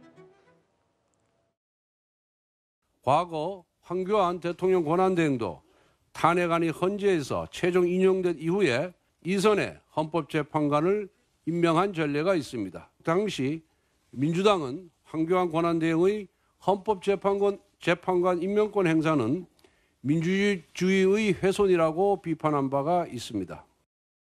헌법재판관 임명은 되고 거부권은 또 안 된다는 민주당의 위선적 내로남불, 이중잣대는 이재명 대표를 방탄해내고자 이념과 가치조차 상실해버린 구태 정치의 전형입니다. 최진영 변호사님, 권성동 원내대표가 오늘 강력히 주장한 건 지금 대통령 직무대행, 권한대행, 한덕수 권한대행은 헌법재판관을 임명할 수 없다. 6인 체제로 가야 된다. 이 얘기를 하고 싶은 것 같아요. 그렇습니다. 민주당의 헛발질. 한마디로 그때는 맞고 지금은 틀렸냐 이렇게 지금 그 권선동 원내대표는 민주당에 되묻고 있는 것 아니겠습니까? 예. 2016년 박근혜 전 대통령에 대한 탄핵 당시에 그 당시 황교안 대통령 권한대행 같은 경우에는 그때 헌법재판관을 임명을 하라고 하니까 민주당의 판사 출신 국회의원인 추미애 그리고 또 그 당시에 그 법무장관을 했던 이 박범계 이런 분들이 어불성설이다. 말도 안 된다라고 하면서 굉장히 강력하게 추가적인 어떤 선임 자체에 대해서 어떻게 보면은 반대했던 것이죠. 그러면서 어떠한 경우에도 동의 불가다라는 강력한 언어를 썼습니다. 근데 그걸 그대로 지금 국민의힘 권성동 원내대표가 인용을 해서 실질적인 어떤 그 권한 대행으로서는 헌법재판관을 임명할 수 없다라고 하니까 그거에 대해서 어떻게 말도 안 된다라는 그런 얘기, 말장난이란 얘기를 할 수가 있습니까? 좀 더 품위를 지키는 부분이 필요한 것이 아닌가 싶은데요. 어떻게 그 일국의 여당 원내대표의 말씀에 대해서 말장난이냐 이렇게 얘기하는 것 자체가 어떻게 보면은 스스로의 품격을 떨어뜨리고 말씀의 어떤 신빙성을 떨어뜨린다라고 볼 수 있는 것 같은데요. 말씀드린 것처럼 본인들이 그때 얘기를 했다고 하면은 본인들을 어떻게 보면 그 부분에 대해서 반성하고 이 현재 상황에서는 어떻게 보면 여당을 이끌어가면서 헌법재판소를 회복시키자 이런 협조를 구하는 것은 변론으로 그때는 맞았고 지금은 틀렸다라는 식으로 해서 얘기하는 접근 방법은 국민들의 어떤 그 정당성을 이끌어내는 게 어려운 어떤 전략이 아닌가 생각을 합니다. 여기 보면은 김준우 대변인님, 7년 전 추미애 의원 얘기는 아니 권한대행은 헌법재판관 임명할 수 없다는 것이 대다수 헌법학자들의 의견이다. 7년 전에 그랬고 지금은 또 권성동 원내대표 얘기하니까 비판하냐 어떻게 들으셨어요? 좀 전에 최진영 변호사님께서 그땐 맞고 지금은 틀렸다는 것이냐 이렇게 비판하셨죠. 제가 똑같이 돌려드릴게요. 권성동 당시 법사위원장께서는 그때 빠르게 임명해야 된다고 주장하시고 이번에 임명하시면 안 된다고 주장하십니다. 그럼 그때는 맞고 지금은 틀린 것입니까? 지금 당시에 추미애 그 대표가 주장했던 거는요. 대통령 몫의 헌법재판관 지명에 대해서 반대한 것입니다. 예. 지금 이번에는 국회 몫의 3명을 지명하는 것에 대해서 얘기를 하는 것이에요. 그러면 당시에 어떤 상황이 있었냐? 제가 짧게만 좀 말씀드려 볼게요. 당시에 박한철 그 소장이 임기가 만료가 됩니다.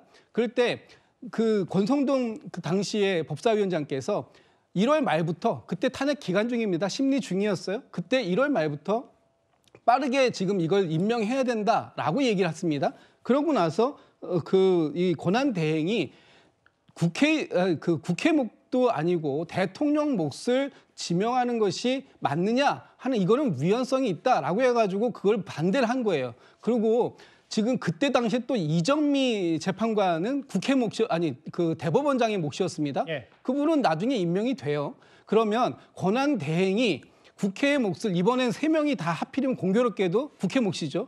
이것을 인정할 것이냐 말 것이냐 임명하는 것이 가능하냐 하는 부분에 있어서 국회가 추천하기로 되어 있었고 국회에서 정상적인 인사청문 절차를 다 거쳐서 그 임명을 제청한다면 예. 당연히 권한 대행은 이 부분을 해야 된다. 당시 황교안 권한 대행도 이거를 인정했다 하는 부분을 말씀을 드립니다. 그런데 김진욱 대변인 말씀처럼 그 권성동, 추미애 두 사람이 공수가 바뀌니까 서로 입장이 바뀌었다. 뭐 그것까지는 그러면 이제 뭐 비슷하니까 그냥 없다고 치더라도 아까 잠깐 나갔던 유상범 의원 얘기는 아니 야당이 계속 입법할 때 한덕수 국무총리한테 거부권 행사하지 말라면서요.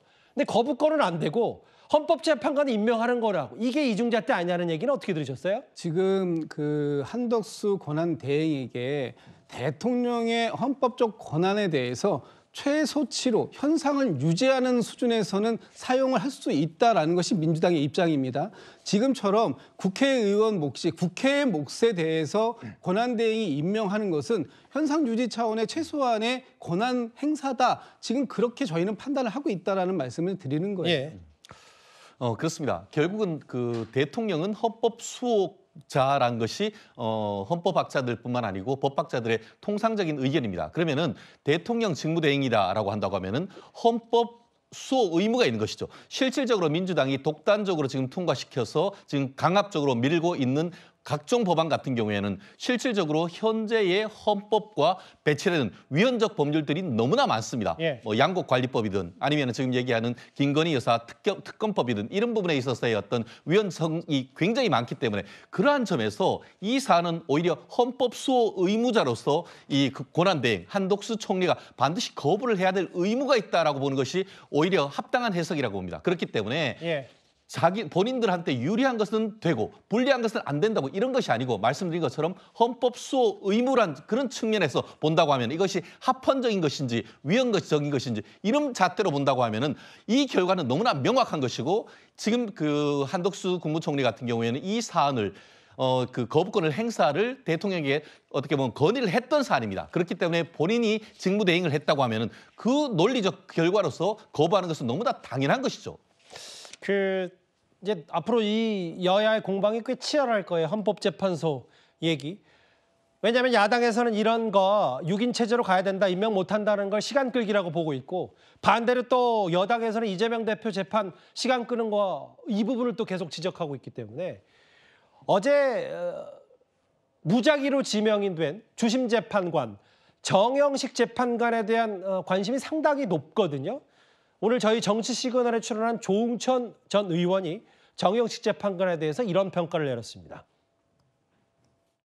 제가 아는 정영식 재판관은 오로지 법에 따라 가지고 또 양심을 지키면서 그렇게 판결하는 올곧은 그런 분으로 저는 알고 있습니다. 주심 재판관이라는 거는 이 사람이 뭐 결정을 다 하는 게 아니고요. 진행은 헌법재판소장 혹은 권한 대행이 합니다. 기록을 사사치 훑고 발제를 주로 하고요. 또 재판 진행 중에는 조금 모자란 거 있다 싶으면은 주도적으로 신문을 하죠. 그렇기 때문에 헌법재판소의 결정이 이렇게 치우칠 것이다, 영향을 받을 것이다라고 하는 건 기우에 불과하다.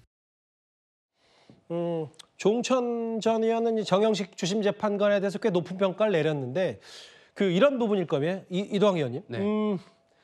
지금 6인 체제, 국민의힘이 주장하는 만약에 6인 체제로 간다.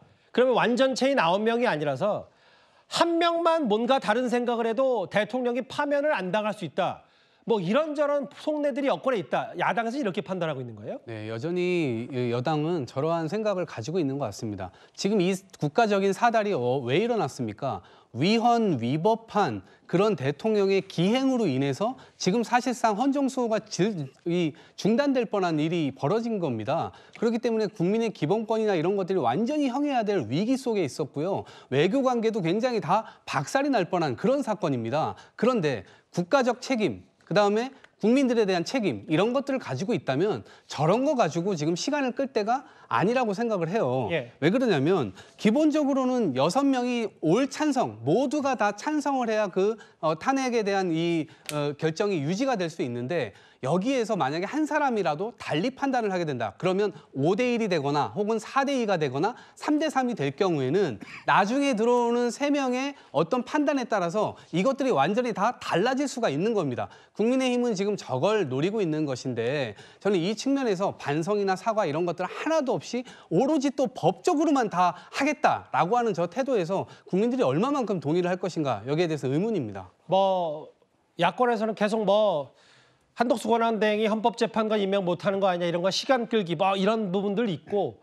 또 하나 야당이 의심하는 것 중에 하나가 윤석열 대통령의 변화인단을 꾸리는 것도 뭔가 너무 천천히 하는 거 아니냐는 비판도 야권에서 하고 있어요. 이현정 의원님. 네. 근데 이제 석동현 전 사무처장은 변호인단에 본격 합류를 안 한 것 같지만 윤 대통령을 대신해서 이제 입장 표명을 하고 있는데 내란죄 조항을 읽어봤으면 그런 소리 못한다. 소란 정도면 모를까. 뭐 계엄에 대해서 여러 유감 표명은 하고 있지만 국민들에게 약간 애둘러서 사과를 하고 있지만 내란죄는 절대 안 된다는 주장을 하고 있어요. 그럼 그거야 이제 뭐 윤석열 대통령 입장에서는 그런 주장을 할 수가 있겠죠. 지난번 대국민 담화도 아마 그런 내용이 담겨져 있는 거 아니겠습니까? 본인은 정당한 합법적인 어떤 권한 행사를 했고 2시간짜리 내란이 어딨냐 아마 그런 상황에서 이제 석동현 변호사가 아마 그런 입장을 이해를 한 것 같습니다. 그렇지만 또 뭐 다수의 어떤 이 헌법학자들이나 법률가의 보는 관점은 전혀 반대의 관점이 보고 있는 것이고요. 그렇기 때문에 특히 이제 여러 가지 지금 진술들이 당시에 참여했던 계엄군들의 진술들이 윤석열 대통령의 입장과는 상당히 다르게 나오고 있습니다. 그건 뭐냐면 체포조를 운영했다든지 그다음에 본회의장에 들어가서 끌어내라든지 뭐 이런 것들이 보면 결국 윤석열 대통령이 이 부분에 대한 입장들은 아직 내고 있지 않은데 그런 내용들이 지금 계속 탄핵되고 있는 상황이거든요. 그런 것들이 이제 앞으로 어떻게 다뤄질까의 문제인데 문제는 지금 아마 제가 조금 전에 뉴스를 보니까 윤석열 대통령 변호인 입장에서 헌재와 수사를 동시에 진행할 수가 없다. 어렵다. 이런 입장을 냈더라고요. 그러니까 탄핵 심판은 탄핵 심판대로, 수사는 수사대로 하자. 그렇죠. 먼저 예를 들어 지금 헌법재판소는 지금 진행이 되고 있지 않습니까? 그러니까 수사를 못 받겠다는 이야기예요. 그러니까 뭐냐면 두 개 중에서 동시 진행은 안 된다는 그런 입장을 냈던데. 글쎄 그게 뭐 받아들여질지는 모르겠습니다만은 윤 대통령이 일단 법적인 본인이 심판을 받겠다고 그랬잖아요. 근데도 불구하고 지금 하나만 받겠다라고 하는 이야기는 글쎄 좀 앞뒤가 맞지 않는 게 아닌가 싶습니다. 그런데 이제 이런 부분이 있어요. 아까 이현정 의원이 잠깐 언급했다시피 사실은 파면 절차는 정치적인 직무를 정지하는 부분이고 지금 수사는 법적이라면 근데 대통령은 어쨌든 동시에는 못하겠다는 취지를 얘기했다면 오늘도 이런 움직임이 있었어요. 윤석열 대통령 측이요. 지금 수사는 물론이고 탄핵 심판 절차에도 일단 불응하고 있습니다. 다음 화면을 보겠습니다. 김준욱 대변인. 경찰이 중심은 국수본. 내일 출석 요구에 내일은 아니라고 했고 검찰은 돌아오는 토요일에 나오라고 했지만 말할 수 없다라고 했는데 그것 말고도 제가 방금 전에 만나봤다시피 탄핵 심판 절차, 탄핵 송달 부분도 아직 안 받고 있다. 불응 얘기가 나오더라고요. 맞습니다. 지금 헌법재판소에서 탄핵 소추 의결서를 보냈어요. 근데 이 송달이라고 하죠. 보냈는데 이것을 지금 받지를 않고 있습니다. 왜냐하면 이것을 받게 되면 일주일 이내에 이 받은 날로부터 일주일 이내에 답변서를 제출해야 됩니다. 그런데 지금 그걸 안 하겠다라는 거죠. 소위 얘기해서 침대 축구를 하겠다. 지금 이렇게 얘기를 하고 있는 거죠. 그러면 지금 이 탄핵, 이 송달되는 것들이 서류가 지연이 되면 앞으로 이 일정 계속해서 늦어질 수 있다. 이런 것이고요.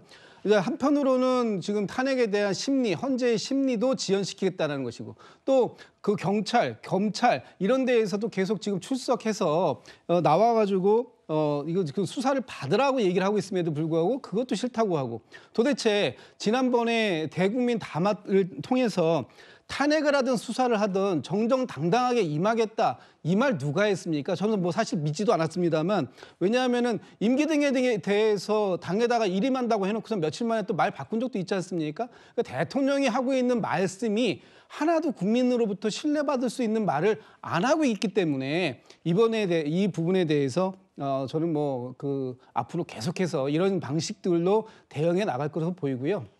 하나만 더 말씀드릴게요. 어제 국민의힘에서 이재명 대표한테 그 사법 리스크를 침대 축구하지 마라 이렇게 비판했지 않습니까? 그러면 같은 잣대로 대통령에 대해서도 알겠습니다. 똑같이 비판해야 된다. 왜 침대 축구하고 있는 누구에 대해서는 비판하고 누구에 대해서는 옹호하는지 그건 이제 국민의힘에서 답을 좀 해주셔야 될 것 같습니다. 뭐 안 그래도 저희가 다음 주에 준비해놨어요, 김진일 대변인. 동아일보 보도에 따르면 어제 그 한남동 관제에서 포착된 윤석열 대통령의 모습도 보이고 수사뿐만 아니라 헌재가 보낸 탄핵 심판 서류 송달도 지연되고 있다. 시간 끌기 아니냐는 비판도 좀 나온 것 같은데요. 잠시만요. 그 수감 중인 김용현 전 국방장관이 추가 입장을 냈습니다. 조금 전에 또 한 번이요. 제가 쭉 읽어보겠습니다.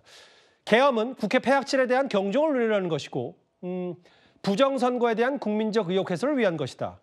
반국가 세력 척결하는 대통령의 소중한 뜻이 담겼다. 그리고 대통령의 여망을 제대로 못 받들어서 죄송하고 그리고 임무 수행한 사령관 3명은 불법적으로 구속이 됐다. 이제부터 시작이다. 저도 끝까지 싸우겠다. 지난번 대통령의 대국민 담화의 취지와 크게 다르진 않는 것 같은데 김용현 전 장관의 항변 얘기까지 마지막으로 만나봤습니다. 아까 침대 축구 시간 끌기 하셔서요. 여기도 이런 의혹을 받고 있습니다. 다음 주제입니다.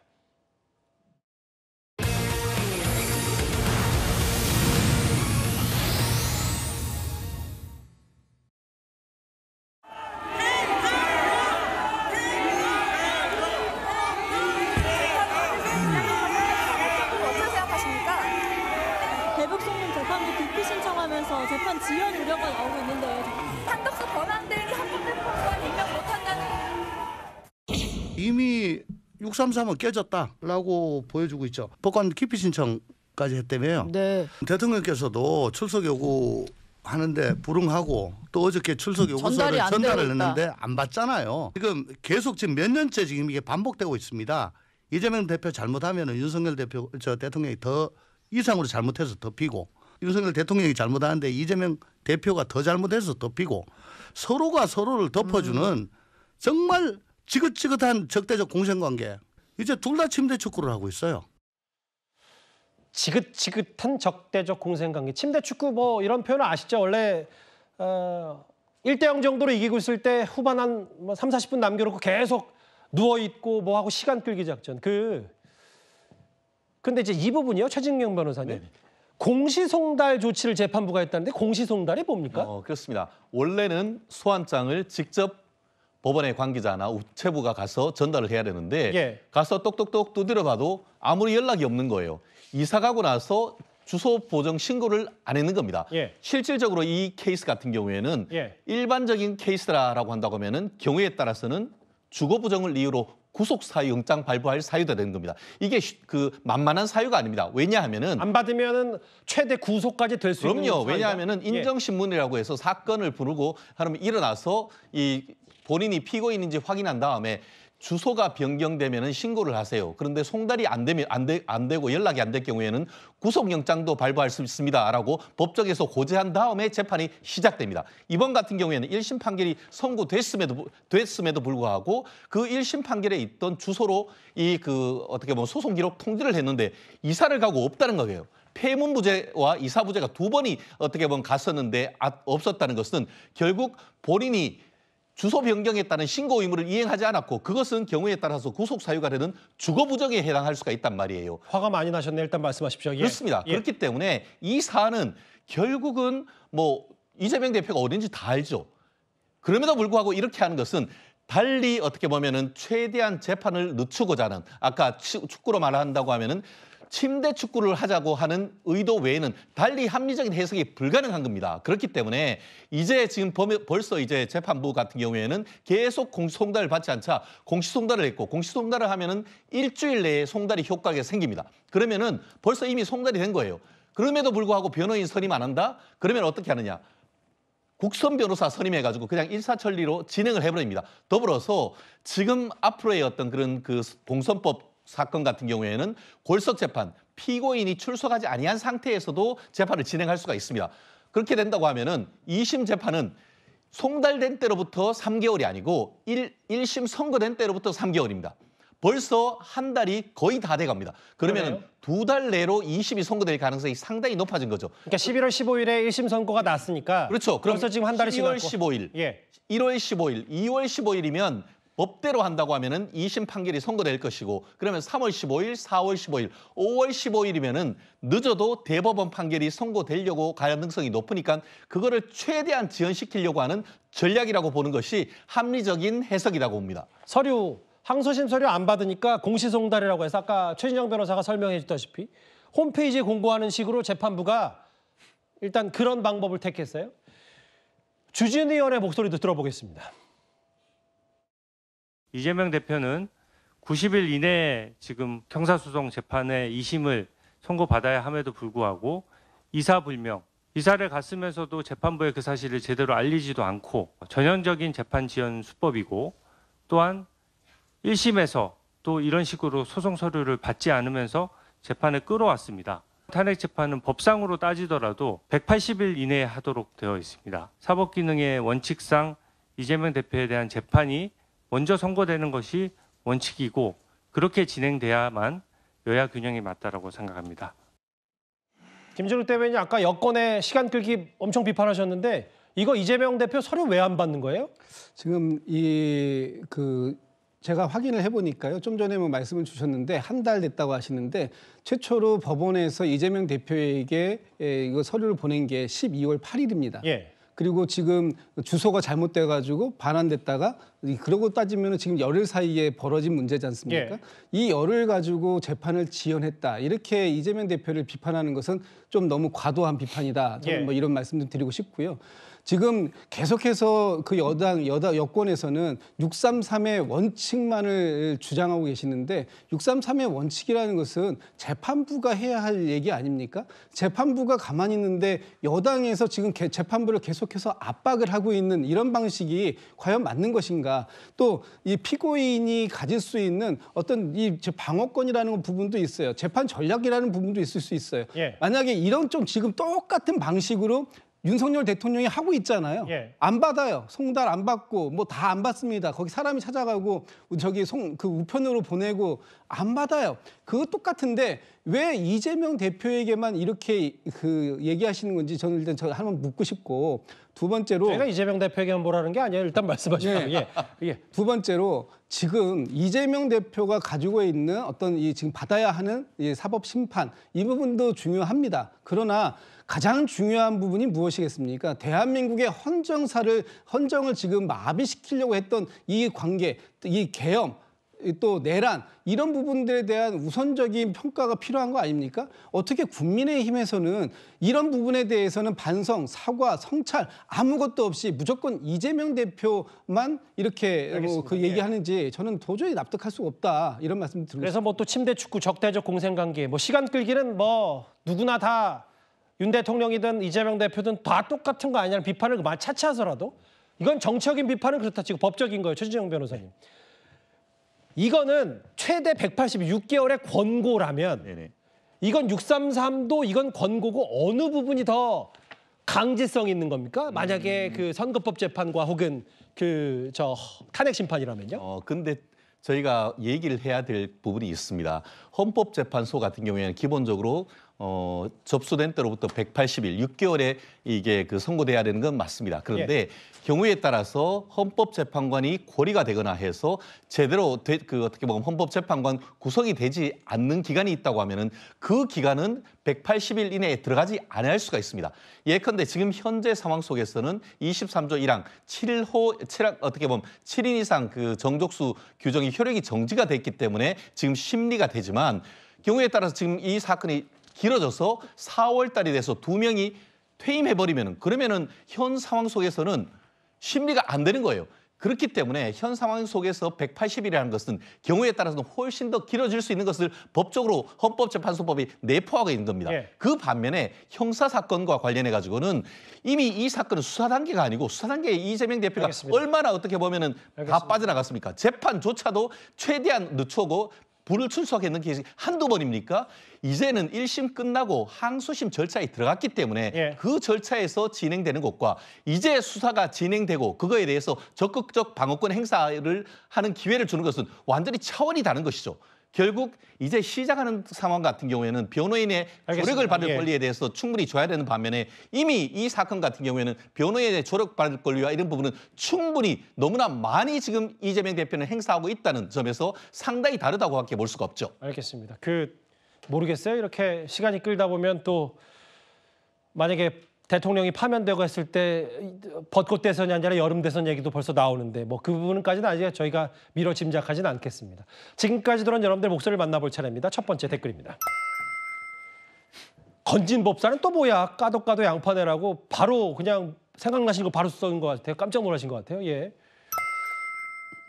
블랙 코미디 찍어요라고 아마 그 패스트푸드점에서 계엄 이틀 전에 모의했다 뭐 이 부분 말씀하신 것 같은데 예. 햄버거 먹을 정신 있냐라고 하셨어요. 예.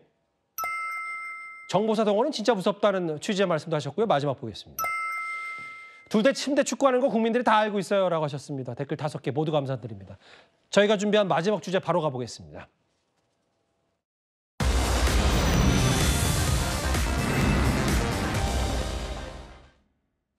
어제 저희가 러시아 우크라이나 전쟁 속보를 전해드리면서 눈밭에 놓은 북한군의 시신들로 추정되는 특정 영상을 보여드렸었는데요. 오늘도 아예 우크라이나 당국이 공개한 영상이 하나 있습니다. 바로 만나보겠습니다.